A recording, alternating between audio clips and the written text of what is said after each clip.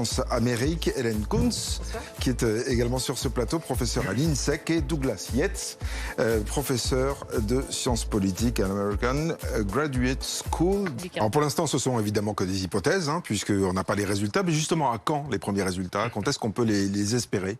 Alors, je reviens, s'il vous plaît, sur l'idée qu'en Pennsylvanie, le dépouillement des votes va tarder. Le dépouillement des votes qui vont tarder, c'est aussi le résultat des choix des républicains qui ont fait expressément que les dépouilles des votes soient faits dans un certain ordre. Par exemple, quelqu'un comme moi qui vote depuis un bulletin envoyé par le courrier, que ça soit dépouillé plus tard. Donc, si vous voulez, c'est pas de très bonne foi. C'est pas de très bonne foi de dire que c'est surprenant, alors que c'est le résultat des choix et des lois qui ont été mises en place par les républicains.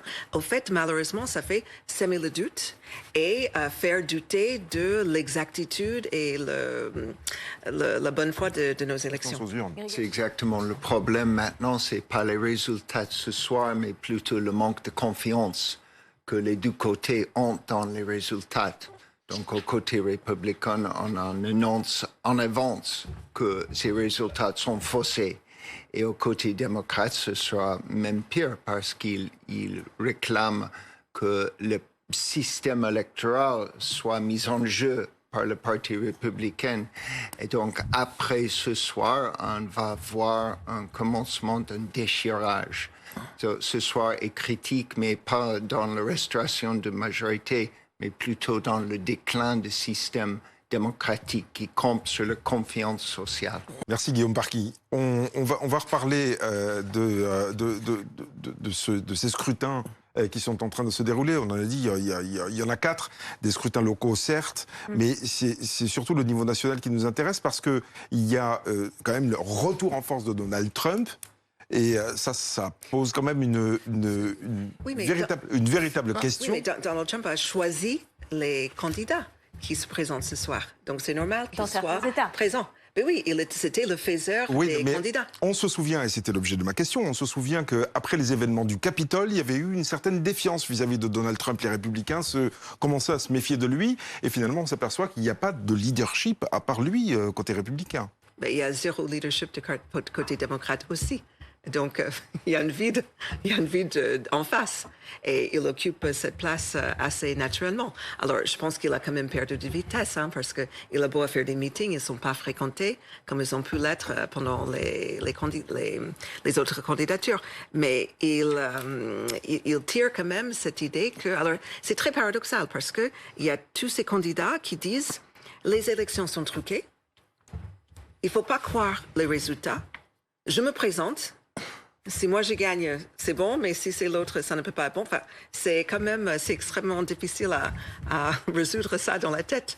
Et effectivement, sur un bulletin, on vote pour tout plein de choses, y compris, et votre confrère l'a dit tout à l'heure, les secrétaires d'État, et c'est extrêmement dangereux parce que c'est là où ce sont des gens qui valident les élections, qui sont en charge de la procédure électorale localement. Qui valideront la prochaine présidentielle dans chacun des États. 2024, pardon. C'est pas possible. Ben, il a déjà dit, c'était une promesse de campagne qu'il se présente qu'une seule fois. Donc je suis très étonnée que ça revienne comme sujet. Oui, mais il a aussi suggéré que peut-être il pourrait être candidat à sa propre Oui, parce que Trump le dit. Donc, il est un peu obligé de répondre à Trump. Mais il y a un problème de fond, c'est que tous ces messieurs et même Madame Pelosi, ce sont des octogénaires. Donc, c'est très difficile à comprendre pourquoi le renouveau n'arrive pas à s'imposer. Biden aura 80 ans le 20 novembre. Le renouveau, on l'a dit il y a 2 ans, c'était Kamala Harris. Oui. Et là, elle a totalement disparu du champ politique. Pourquoi? Où est-elle? C'est pas super comme place d'être vice-président. Première vice-présidente, elle a été... alors quand même, son rôle était là pour... elle a réussi à faire gagner le couple Biden-Harris. Mais elle est juste, je pense, à titre personnel, pas très aimée.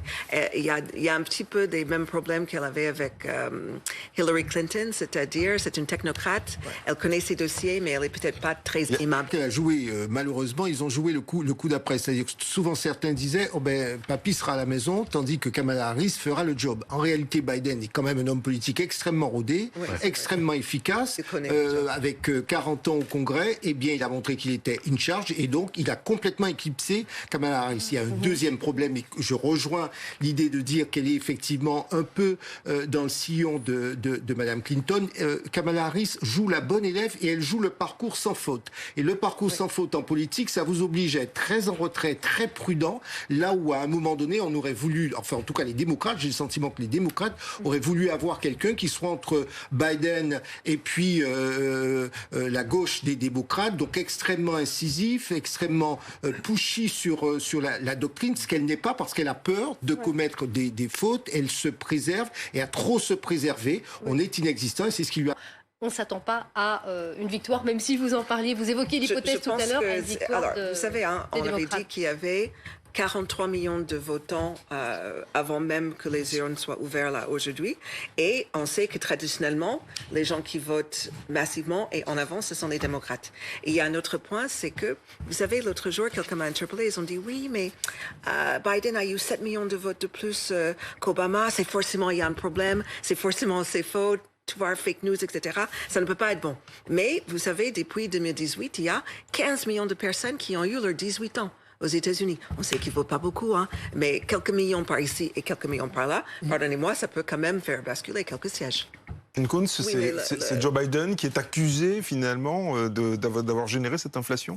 Je pense que l'Américain lambda ne peut pas tout mettre sur le dos de Biden, ni de Jerome Powell d'ailleurs, qui est le président de la Fed. Il était quand même mis en place par Trump, hein, il n'était pas enlevé par Biden, donc c'est quand même un héritage de Trump, ce monsieur-là. Quand on parle des dépenses énormes, on peut aussi pointer du doigt les midterms, qui ont coûté quand même 17 milliards de dollars. C'est des sommes folles qui ont été dépensées sur ces élections d'un État à l'autre. Beaucoup de milliardaires ont financé les campagnes des personnes qui n'étaient même pas dans leur État. On va voir hein, si M. Oz, par exemple, gagne en Pennsylvanie. C'est quand même le comble parce qu'il habite dans le New Jersey. Donc, c'est quand même très étonnant de voir tous ces milliards qui circulent alors qu'on se préoccupe des quelques centimes sur des produits dans le panier de la ménagère.